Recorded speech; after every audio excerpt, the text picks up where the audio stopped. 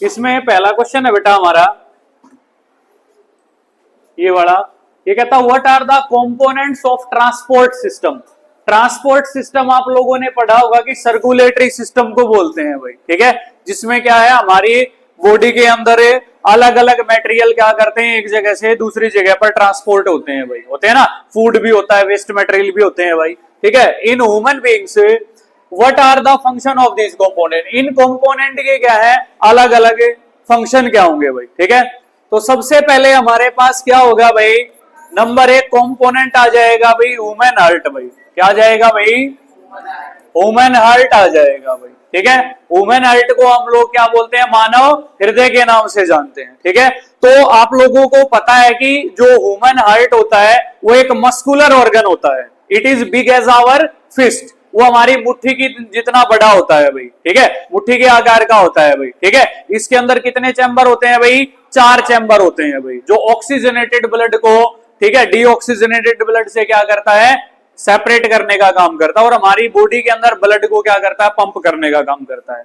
4 chamber कौन से होंगे इसके अंदर, लेफ्ट ऑरिकल मिलेगा, लेफ्ट वेंट्रिकल मिलेगा, राइट ऑरिकल मिलेगा, राइट वेंट्रिकल मिलेगा भाई, ठीक है। इतना क्या करोगे आप लोग इसके ह्यूमन हार्ट के अंदर आप लोग लिख सकते हो ना, ठीक है।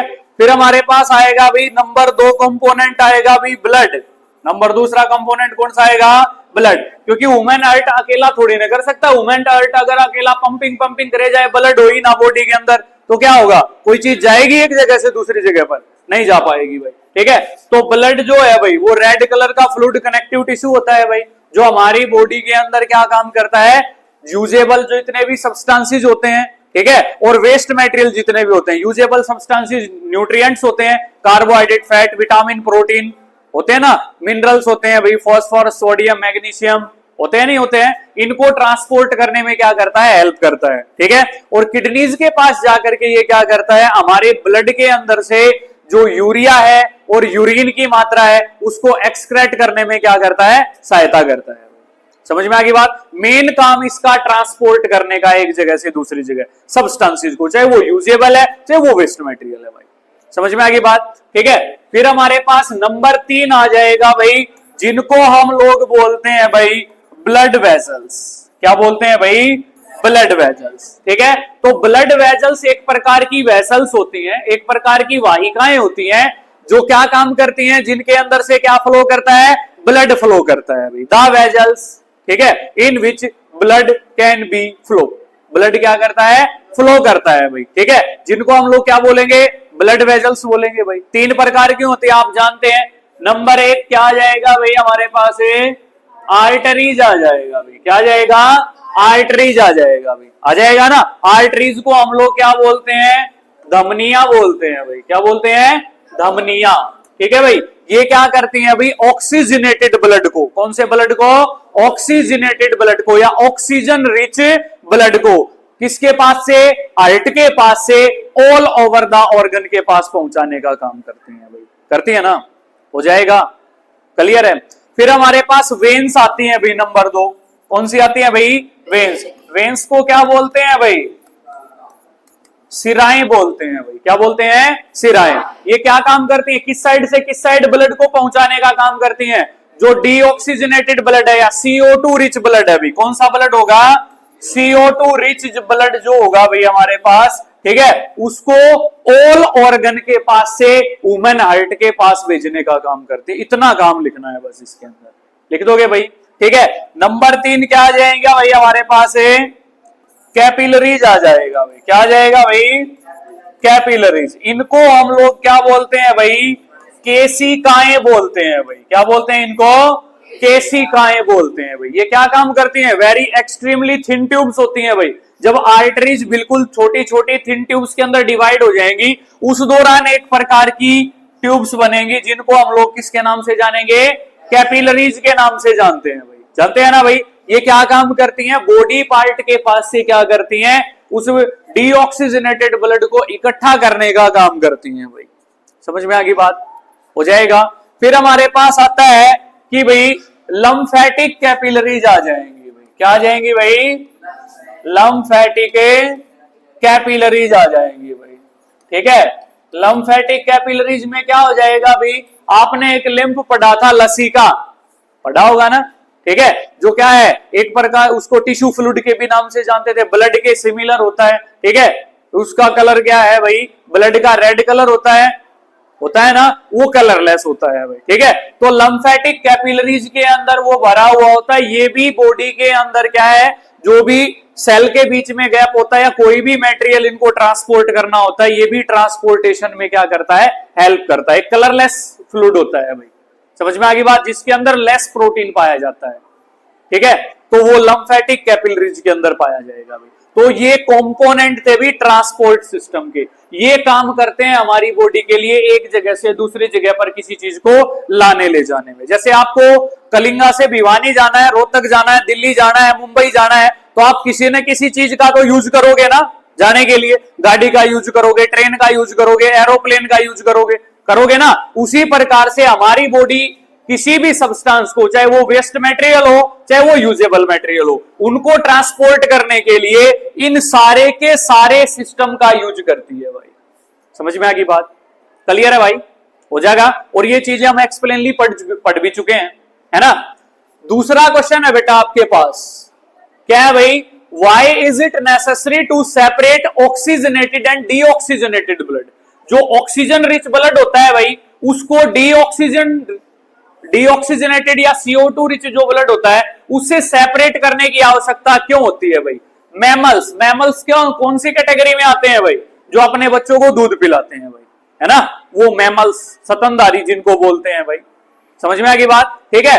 बर्ड्स भी भाई, इनके अंदर क्या है कि जो ऑक्सीजनेटेड ब्लड है या ऑक्सीजन रिच ब्लड है, डीऑक्सीजनेटेड ब्लड में नहीं मिलना चाहिए भाई, नहीं तो सारी दिक्कत मच जाएगी भाई, ठीक है। तो ऑक्सीजन रिच ब्लड को, ठीक है, डीऑक्सीजनेटेड ब्लड से कैसे सेपरेट किया जाएगा भी मैमल्स और बर्ड के अंदर। क्वेश्चन क्लियर है। तो इसका आंसर है भाई हमारे पास, क्या आंसर है भाई, कि the separation of the right side. आप जानते हैं कि अर्थ में दो साइड होते हैं, एक तो right side of the earth और एक left side of the earth, है ना भाई। तो उनको राइट साइड को लेफ्ट साइड से एक उसके बीच में दीवार होती है जिसको बोलते हैं सेप्टम। क्या बोलते हैं भाई, सेप्टम, या इसको हम लोग क्या बोल सकते हैं, डिवाइडिंग वॉल भी बोल सकते हैं भाई। क्या बोलते हैं भाई, डिवाइडिंग वॉल बोल सकते हैं ना, जो लेफ्ट वाले पार्ट को राइट वाले पार्ट से क्या रखती है, सेपरेट रखती है, अलग रखती है भाई, रखेगी ना, ठीक है। तो इसमें कहता है right side and left side of the heart is useful to keep oxygenated and deoxygenated blood from mixing. मतलब जो राइट हैंड साइड का ब्लड रहेगा वो राइट हैंड साइड में रहेगा और लेफ्ट हैंड साइड का जो ब्लड होगा वो लेफ्ट हैंड साइड में रहेगा। तो आपको पता है कि लेफ्ट हैंड साइड में हमेशा ही कौन सा ब्लड फ्लो करता है, O2 रिच ब्लड फ्लो करता है भाई, करता है नहीं करता है। और राइट हैंड साइड में कौन सा ब्लड फ्लो करेगा, CO2 रिच ब्लड भाई। कौन सा ब्लड करेगा बेटी, CO2 रिच ब्लड। तो जो बीच में सेप्टम होगी, क्या वो ऑक्सीजन रिच ब्लड को डीऑक्सीजनेटेड ब्लड में मिलने देगी, नहीं मिलने देगी, सेपरेट रखेगी, मिक्सिंग होने से दूर रखेगी भाई। समझ में आ गई बात। फिर कहता है सच सेपरेशन, इस प्रकार अलग रखना, allows a highly efficient supply of oxygen to the body. अगर ये अलग अलग रहते हैं तो इससे हमारी बॉडी को ज्यादा मात्रा में ऑक्सीजन मिलती है, और ऑक्सीजन ज्यादा मात्रा में मिलेगी तो एनर्जी भी कितनी मिलेगी हमारी बॉडी को, बहुत ही ज्यादा मिलेगी भाई। समझ में आ रही है बात। फिर कहता है this is useful in animals, ये एनिमल्स के लिए क्या होता है, बहुत ही ज्यादा लाभदायक होता है, यूजफुल होता है भाई। That have a high energy needs, जिनको किसकी जरूरत होती है, बहुत ही ज्यादा हाई एनर्जी की जरूरत होती है काम करने के लिए। समझ में आ गई बात। अगर हम लोग क्या है एक मेल पर्सन और एक फीमेल पर्सन का क्या निकालें, एवरेज निकालें, अगर एनर्जी कितनी यूज करते हैं, ठीक है, तो एवरेज वैल्यू जो है मेल पर्सन लगभग 3500 कैलोरी यूज करता है एक दिन में काम करने के लिए भाई, ठीक है। और फीमेल पर्सन जो है वो करीबन 3200 या 3100 के करीबन क्या करती है भाई, उस चीज को यूज करती है भाई। समझ में आ गई बात। तो फीमेल पर्सन को काम करने के लिए कम एनर्जी की जरूरत पड़ती है, मेल पर्सन को ज्यादा एनर्जी की जरूरत पड़ती है भाई, ठीक है। लेकिन जरूरत दोनों को पड़ती है भाई, चाहे मेल हो चाहे फीमेल हो भाई, ठीक है। तो जिनको हाई एनर्जी चाहिए होती है उसके लिए बहुत ही फायदेमंद है कि oxygen rich blood deoxygenated blood से क्या रहे, सेपरेट रहे, जिससे ज्यादा ऑक्सीजन मिलेगी और ज्यादा एनर्जी रिलीज होगी। क्या करने से एनर्जी रिलीज होती है? ग्लूकोज का ऑक्सीडेशन करने से होती है ना भाई, ठीक है। फिर कहता है भाई such as birds and mammals, ऐसा किसके अंदर होता है? बर्ड्स के अंदर और मैमल्स के अंदर। हम लोग जो भी हैं, बर्ड्स हैं या हम है भाई, ठीक है, इनको वार्म ब्लडेड एनिमल्स भी बोलते हैं भाई। क्या बोलते हैं इनको? वार्म ब्लडेड एनिमल्स के नाम से भी जानते हैं। समझ में आ गई बात, ठीक है। फिर कहता है which constantly use energy to maintain their body temperature, ये क्या करते हैं? एनर्जी का प्रयोग करके अपने टेम्परेचर, बॉडी टेम्परेचर जो है, कितना होता है हमारी बॉडी का टेम्परेचर? 37 degree Celsius. प्रॉपर रूप से जो है हमारी बॉडी का जो टेम्परेचर है वो प्रॉपर रूप से 37 नहीं मिलेगा हर एक का। मान लीजिए किसी 10 बंदों का चेक किया हम लोगों ने, तो 10 में से किसी एक बंदे का 37 डिग्री सेल्सियस मिल जाएगा, 37 डिग्री सेल्सियस, ठीक है। नहीं तो किसी का कम भी मिलेगा इससे, किसी का 36, किसी का 35, किसी का 38। अगर उनका सभी को जोड़ करके एवरेज वैल्यू निकालेंगे तो 37 डिग्री सेल्सियस मिलेगा हम लोगों को। तो ये जो है हमारी बॉडी की एवरेज वैल्यू है टेम्परेचर की।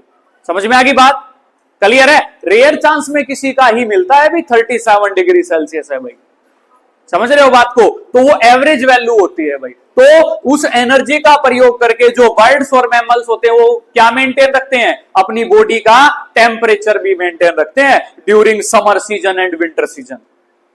समझ रहे हो बात को, हो जाएगा भाई। फिर है भाई, देखो अगला क्वेश्चन है भाई, क्या है? What are the components of the transport system in highly organised plant. जो भी हाईली ऑर्गेनाइज्ड प्लांट होते हैं, ठीक है, उनके अंदर ट्रांसपोर्ट सिस्टम का जिक्र करना है भाई आप लोगों को। तो उनके अंदर ट्रांसपोर्ट सिस्टम हम पढ़ चुके हैं ना, ठीक है। अगर ये क्वेश्चन 1 नंबर में पूछ ले आप लोगों से, कितने नंबर में पूछ ले? 1 नंबर। तो आपने क्या करना है? सीधा लिख देना है भाई जाइलम एंड फ्लोएम भाई। 1 नंबर में अगर पूछ ले तो इतना सा आंसर देंगे आप लोग, ठीक है भाई। अगर एक्सप्लेनली पूछ लेता है तो इसमें लिख देना है कि भाई जो भी प्लांट होते हैं, हाईली ऑर्गेनाइज्ड प्लांट होते हैं, उनके अंदर एक वस्कुलर टिश्यू पाया जाता है जो वाटर एंड मिनरल और फूड को ट्रांसपोर्ट करने में सहायता करता है भाई, ठीक है। एक टिश्यू जो फूड और वाटर एंड मिनरल को ट्रांसपोर्ट करने में सहायता को करता है, जिसको वस्कुलर टिश्यू बोलते हैं। और ये टिश्यू कितने टाइप के होते हैं? 2 टाइप के होते हैं भाई, होते हैं ना 2 टाइप के। पहले वाला कौन सा आ जाएगा भाई?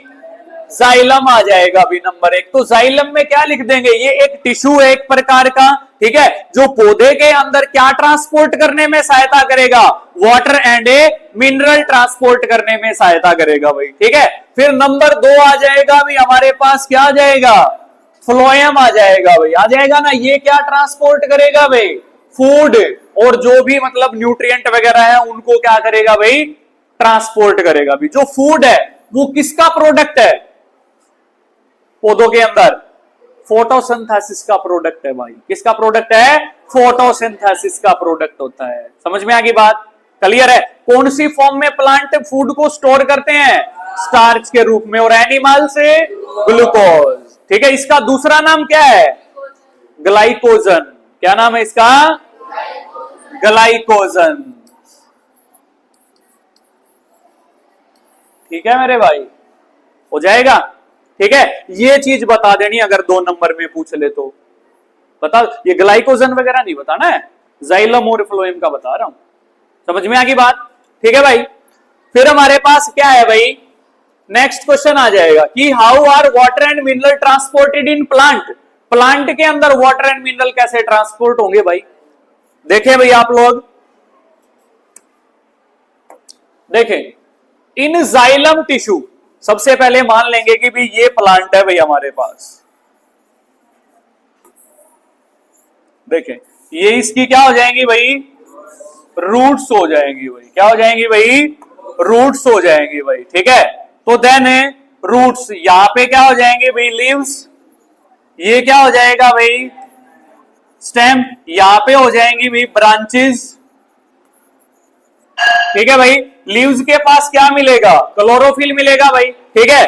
और ब्रांचेस के पास भी क्लोरोफिल मिलता है, रूट्स के पास वाटर एंड मिनरल मिलेंगे, और जो स्टेम होता है ये क्या करता है, इनको इंटरकनेक्ट करने का काम करता है भाई, ठीक है। जो रूट्स होती हैं, स्टेम होता है, ब्रांचेज होते हैं, लीव्स होते हैं, एक दूसरे से इंटरकनेक्टेड होते हैं भाई, सारे के सारे होते हैं ना, ठीक है। तो जो भी जाइलम टिश्यू इस पौधे के अंदर होगा वो वाटर एंड मिनरल को ट्रांसपोर्ट करने में सहायता करेगा भाई।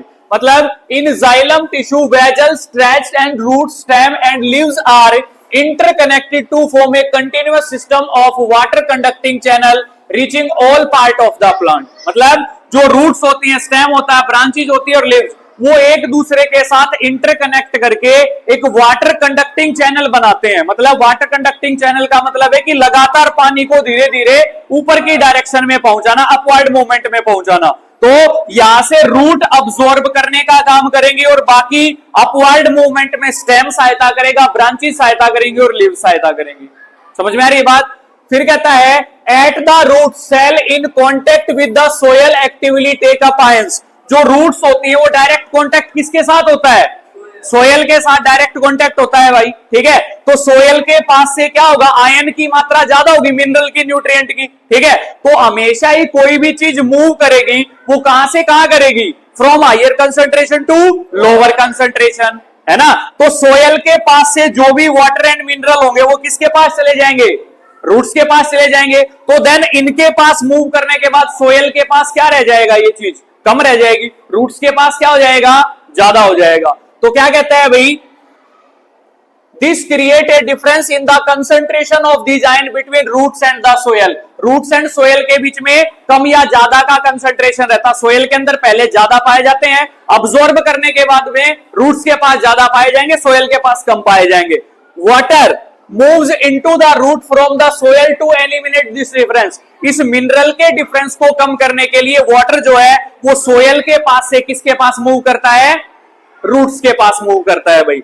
This means that there is a steady movement of water into the root xylem. जो जाइलम टिश्यू रूट के अंदर होता है उनके अंदर बिल्कुल धीरे धीरे क्या करता है, स्टेडी मूवमेंट करता है, बिल्कुल धीरे धीरे मूवमेंट करेगा, धीरे धीरे अब्सॉर्ब करेंगे उस चीज को, ठीक है। Creating a column of water that is steadily pushed upward, ठीक है। एक कॉलम क्रिएट करेंगी जिसके जरिए से अब्सॉर्ब करके अपवर्ड डायरेक्शन में क्या करवाती हैं, मूवमेंट करवाती हैं। इस प्रकार से वाटर एंड मिनरल क्या होते हैं, ट्रांसपोर्ट होते हैं भाई। समझ में आ गई बात। देखो भाई,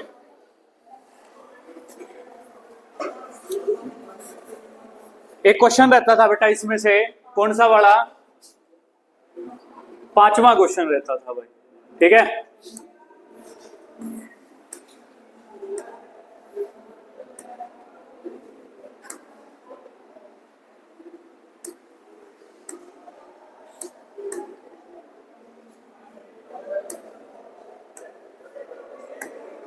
देखो भाई, ये 5वां क्वेश्चन रहता था भाई, ठीक है। इसमें क्या है, how is food transported in A plant. भाई प्लांट के अंदर जो है वो भोजन किस प्रकार से ट्रांसपोर्ट होगा, ये याद भी करके लेके आए होगे आज आप लोग, है ना।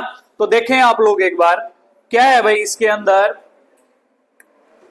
कि हमारे पास क्या होगा, द प्रोडक्ट ऑफ फोटोसिंथेसिस। जितने भी फोटोसिंथेसिस के प्रोडक्ट होंगे, फोटोसिंथेसिस के जरिए से जो भी प्लांट होते हैं भाई वो क्या बनाएंगे, भोजन बनाते हैं। किन किन का यूज करके, एटमॉस्फेयर से कौन सी चीज मिलती है उनको, CO2 मिलती है, गैसियस फॉर्म में मिलेगी भाई, जो स्टोमेटा के जरिए से अंदर जाएगी लीफ के अंदर और उसका रिडक्शन हो जाएगा भाई, होगा ना ऐसा ही। वाटर एंड मिनरल कहां से मिलते हैं उसको, रूट्स के जरिए से मिलेंगे भाई, ठीक है। सनलाइट कहां से, सन के पास से सोलर एनर्जी के रूप में आएगी भाई। क्लोरोफिल जो है वो किसके अंदर पाया जाता है, पत्तों के अंदर पाया जाता है भाई, पाया जाता है ना, ठीक है। और हमारे पास क्या है कि इन चीजों का यूज करके ये क्या करते हैं, भोजन बनाते हैं, बनाते हैं ना। तो हमने फोटोसिंथेसिस की प्रक्रिया पढ़ी कि भी the process in which green plants and blue green algae make their own food in presence of A sunlight by using the raw materials. Like हमारे पास क्लोरोफिल है भाई, है ना, CO2 है, वाटर एंड मिनरल है भाई, इनका प्रयोग करके क्या करता है, भोजन बनाता है, ठीक है भाई। तो इस वजह से क्या है, जो भी भोजन बना है उस भोजन को यहाँ पे क्या बोला गया है भाई, the product of A photosynthesis. समझ में आ गई बात? या आप यहां पे क्या कर सकते हो, द फूड भी कर सकते हो। समझ में आ गई बात? क्योंकि जो फोटोसिंथेसिस का प्रोडक्ट है वो क्या है, भोजन ही तो है भाई। किसकी फॉर्म में पौधे स्टोर करते हैं इसको? स्टार्च की फॉर्म में स्टोर करते हैं ना, ठीक है। आर मूव्ड फ्रॉम लीव्स, बनाता कौन है भोजन को? लीव्स बनाएंगे। तो सीधी सी बात है, लीव्स भोजन को बना करके भेजेंगे सारे पार्ट के पास, भेजेंगे ना। हम जो भोजन है वो मुंह के जरिए से खाते हैं, मुंह के जरिए से फिर क्या होता है, जो हमारी फूड पाइप होती है, ओसोफेगस होती है, उसके जरिए से स्टमक के अंदर जाता है, फिर वो डाइजेस्ट होकर के धीरे धीरे हमारे सारे पार्ट के अंदर पहुंचता है। ऐसा ही होता है ना। तो यहां से क्या है, लीव्स के अंदर से जो भोजन है वो जाएगा भाई कहां? दूसरे पार्ट के अंदर डिस्ट्रीब्यूट किया जाएगा भाई, ठीक है। Where they are formed to each part of the plant. Leaves के आगे लिखा हो वेयर दे आर फॉर्म्ड, मतलब जहां पे वो भोजन बनेगा। अगर ये बात आप नहीं लिखना चाहो तो कोई दिक्कत नहीं है, ठीक है। फ्रॉम लीव्स, ठीक है, डायरेक्ट। फिर क्या करोगे? To other parts of the plant, बीच वाली बात चाहे आप ना लिखें, कोई दिक्कत नहीं है। समझ में आ गई बात? ठीक है। लीव्स के पास से दूसरे पार्ट के पास जाएगा भाई, ठीक है। This transport of soluble product, soluble product मतलब पानी में घुल सकते हैं भाई, घुल सकते हैं ना, तभी तो सोल्यूबल बोला इसमें। तो क्या कहता है, of photosynthesis is called translocation. जो भी सोल्यूबल पार्ट है भोजन के, वो जब एक जगह से दूसरी जगह लेकर के जाए जाते हैं, उस प्रक्रिया को बोलते हैं हम लोग ट्रांसलोकेशन। क्या बोलते हैं उसको? ट्रांसलोकेशन, ठीक है भाई। And it occurs in the parts of the vascular tissue, और ये प्लांट का एक पार्ट होता है जिसको वस्कुलर टिश्यू बोलते हैं। दो प्रकार के होते हैं, एक तो जाइलम होता है और दूसरा फ्लोएम होता है। तो जो फूड ट्रांसपोर्ट किया जाएगा वो कौन से पार्ट के जरिए से किया जाएगा? फ्लोएम के जरिए से किया जाएगा भाई। हमने पढ़ा था कि क्या होता है भाई, फ्लोएम होता है भाई, ठीक है। तो यहाँ पे फल आ रहा है अभी, फल क्या है? फूड है भाई, है ना। तो जो फ्लोएम है वो किसको ट्रांसपोर्ट करेगा भाई? किसको ट्रांसपोर्ट करेगा? फूड को ट्रांसपोर्ट करेगा भाई, करेगा ना, ठीक है। फिर कहता है नोन एज फ्लोएम भाई, उस टिश्यू को क्या बोलेंगे भी? वस्कुलर टिश्यू को फ्लोएम बोल देंगे भी, हम बोल सकते हैं ना। फिर कहता है beside the products of photosynthesis, जो फोटोसिंथेसिस के प्रोडक्ट हैं या जो फूड है भाई, उनके अलावा the phloem transport amino acid and other substances, amino acid को भी ट्रांसपोर्ट करता है और दूसरे सब्सटेंसेस को भी क्या करता है? ट्रांसपोर्ट करने का काम करता है भाई, ठीक है भाई। समझ में आ गई बात? फिर आ जाएंगे भाई आप लोग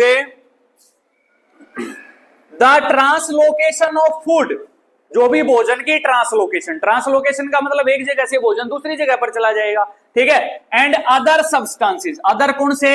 अमीनो एसिड और जो दूसरे कार्बोहाइड्रेट, फैट, मिनरल जो भी होगा उनके अंदर, नाइट्रोजीनियस के जो वो होते हैं, नाइट्रेट्स होती है, नाइट्राइट्स होती है ना, ठीक है। उनको क्या करेगा? Takes place in sieve tubes with the help of adjacent companion cells both in upward and downward direction. ये क्या होते हैं? जो कंपेनियन सेल्स आप लोगों ने पढ़ा और जो क्या पढ़ा? सीव ट्यूब्स पढ़ा। ये फ्लोएम के ही पार्ट है। किसके पार्ट है भाई? फ्लोएम के। समझ में आ गई बात? इसमें फ्लोएम पैरेनकाइमा भी आएगा भाई, कंपेनियन सेल्स भी आता है, सीव ट्यूब्स भी आता है भाई। ये इसके पार्ट है जो उसको क्या करते हैं? ट्रांसपोर्ट करने में सहायता करते हैं भाई, ठीक है। अगर आप लोग सीव ट्यूब्स और कंपेनियन सेल के बारे में ना बताना चाहो तो कोई दिक्कत नहीं, आप लोग बता सकते हो the translocation of food and other substances takes place with the help of a phloem tissue both in upward and downward direction. समझ में आ गई बात? जरूरी नहीं है सीव ट्यूब्स के बारे में, एडजेसेंट कंपेनियन सेल के बारे में बताओ आप लोग। इसके बाद में टेक्स प्लेस के बाद में आप लिख दो with the help of a phloem tissue in upward and downward direction. So simple हो जाएगा, ठीक है। फिर कहता है भाई जो भी हमारे पास क्या है भाई, द ट्रांसलोकेशन इन फ्लोएम, जो भी फ्लोएम में ट्रांसलोकेशन होती है, is achieved by utilising energy from a ATP. ये एटीपी से एनर्जी लेती है भाई, ठीक है, एटीपी की फॉर्म में मिलती है ना। माइटोकॉन्ड्रिया क्या करता है, एनर्जी प्रोवाइड करता है अभी हम लोगों को। कौन सी फॉर्म में एनर्जी आती है, एटीपी की फॉर्म में एनर्जी आती है, एडिनोसिन ट्राइफॉस्फेट। तो जितनी भी ये प्रक्रिया होती है भोजन को ट्रांसलोकेशन करने की, वो सारी की सारी एनर्जी के द्वारा होती है, एटीपी से लेकर के। समझ में आ गई बात। इस प्रकार से फूड मटेरियल क्या करते हैं प्लांट के अंदर ट्रांसपोर्ट करेंगे। समझ में आ गई बात, हो जाएगा। चलो